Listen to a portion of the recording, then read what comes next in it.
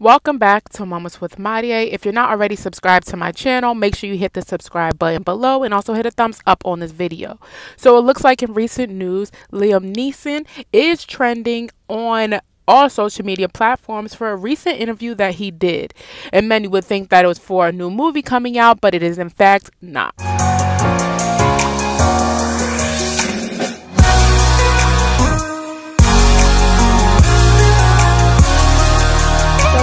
Excerpt from the interview that has since went viral of him basically telling a story about one of his friends that was allegedly raped by a black man.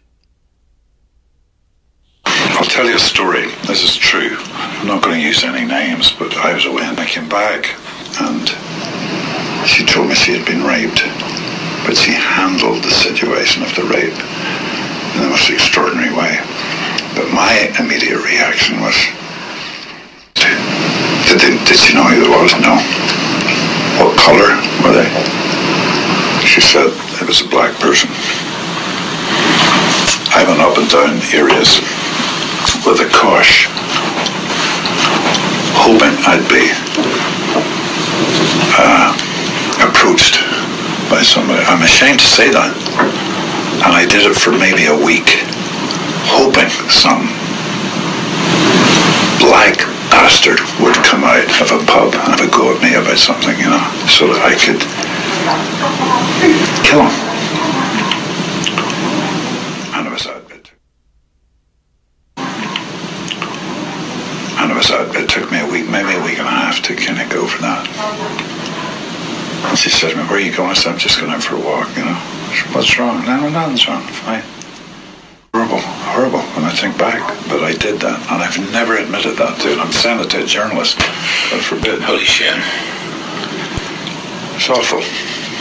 But I did learn a lesson from it when I eventually thought, what the fuck are you doing, you know? And I come from a society, I grew up in Northern Ireland in the Troubles, and I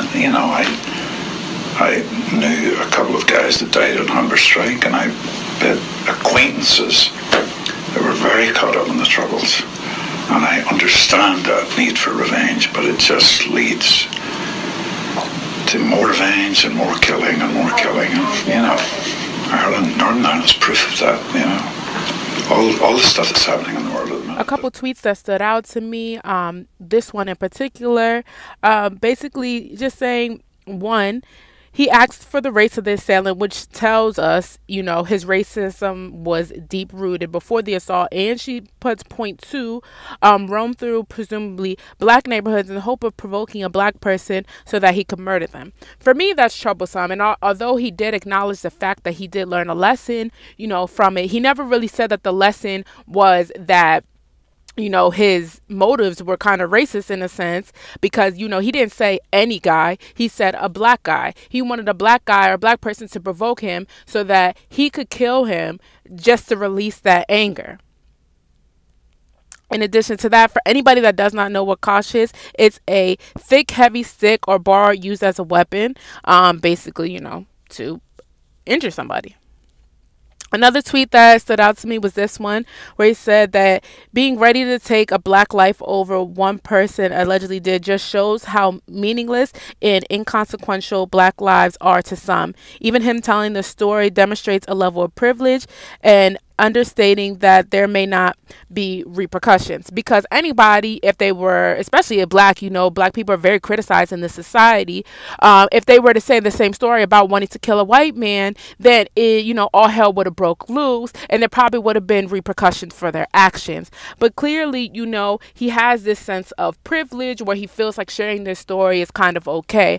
I'm not sure what he was thinking during this interview, if he didn't think he was going to receive any backlash for it, but especially it being Black History Month, he should have known that a lot of people, especially the black community, was going to be outraged by this story. Although, you know, maybe he wasn't saying it with ill intentions, but it still was a very foul story, a very racially driven story, because that lady could have been raped by anybody. And for the fact that you didn't try to discover who the exact person was, it was just like any black person is going to catch this heat, basically, is what he was saying.